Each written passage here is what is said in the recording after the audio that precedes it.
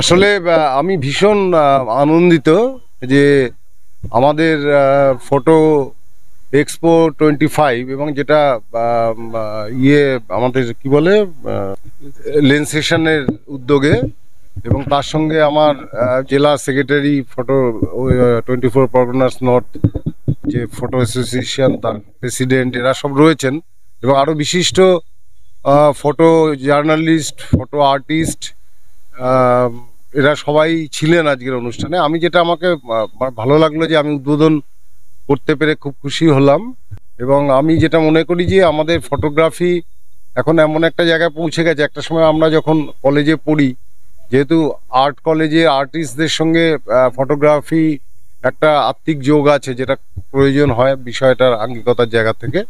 কিন্তু যেটা মনে হয় যে আজকে বোধহয় সবার হাতে এই আমাদের যে মোবাইল স্মার্টফোন, যেটা তার ফলে আমরা যত খুশি যেমন খুশি যেভাবে খুশি ছবি তুলে যাই। এবং আমার একটা জিনিস খুব মনে হয়, আমি যদি 200টা ছবি তুলি, একটা দুটো ছবি বোধহয় তার থেকে কোনো না কোনোভাবে চাই না চাই একটা দাঁড়িয়ে যায়। সেটা দিয়ে কিন্তু সত্যিকারের যে ফটোগ্রাফির শিক্ষার যে জায়গাটা ছিল, সেই বেনু সেন তার কাছে আমরা সেই সময় শিখেছি ব্ল্যাক অ্যান্ড হোয়াইট একটা 12টা ফিল্মের রিল দিয়ে। সে সাংঘাতিক একটা ব্যাপার ছিল যে কিভাবে ফটোগ্রাফি খরচা তোলা যাবে। আজকে সেটা নেই।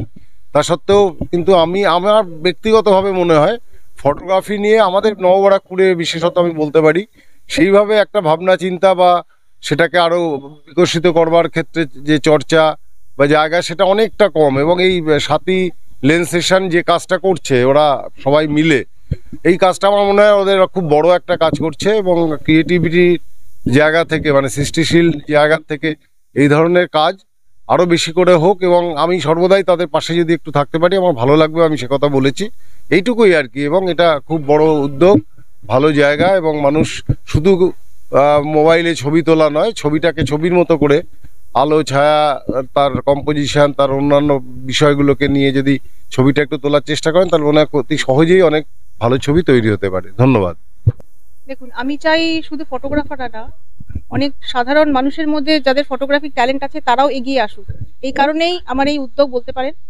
মানে আমাদের এখানে ফটোগ্রাফার নয় অথচ ফটো তুলতে ভালোবাসেন, ভালো ফটো তোলেন, ফ্রেম সেন্স আছে, অথচ এডিটিং জানেন না, এরকম প্রচুর ছবি পড়েছে যেগুলো আমি নিজের দায়িত্বে এডিটিং করে জাজমেন্টে পাঠিয়েছি। তাদের থেকেও প্রাইজ বেরিয়েছে। মানে আমি চাই আরো সাধারণ মানুষ ফটোগ্রাফির দিকে এগিয়ে আসুক। শুধু মানে মোবাইল ধরলেই যে ফটো হয় না, তার পেছনে যে অনেক পরিশ্রম লাগে, সেই ধারণাটা ওদের মধ্যে আমি ঢোকাতে চাই। আরো মানুষ এগিয়ে আসুক ফটোগ্রাফির দিকে।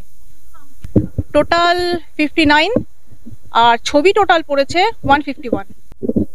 এক্সিবিশন, ঠিক আছে, ওরা ফটো সাবমিট করেছে, যারা এডিটিং জানে না তাদেরটা আমরা নিজেরা কারেকশন করে তাদের দিয়ে তাদের পারমিশন নিয়ে তারপর আমরা জাজমেন্টে পাঠিয়েছি। লন্ডন, এরকম চেকোস্লোভাকিয়া, বাইরে টোটাল 4-5টা দেশ থেকে আমাদের এখানে ছবি পড়েছে। এবার ক্যামেরা থাকলেই ফটোগ্রাফার হওয়া যায় না, তার জন্য প্রপার পড়াশোনা, প্রপার ট্রেনিং দরকার হয়। তাই আমি বলবো ক্যামেরা অবশ্যই কিনুন, তার আগে একটু ফটোগ্রাফিক সেন্স নেওয়ার পরে দামি ক্যামেরায় যান, নাহলে কিন্তু ফটোগ্রাফার হওয়া যাবে না। প্রচুর প্ল্যানস রয়েছে আমাদের পাশে। আমাদের কিছু টিম মেম্বার মডেলসরাও রয়েছে যারা আমাদের কথা শুনে সেইভাবে নিজেদের তৈরি করছে। এটাকে আরো বড় আকারে আমরা পরবর্তীকালে আনার চেষ্টা করব। বিশ্বাস এক্সিবিশনটা অ্যারেঞ্জ করা হয়েছে। আমি স্বাতী গুহ বিশ্বাস। দেখতে থাকুন, সঙ্গে থাকুন বেঙ্গল নিউজ টিভি।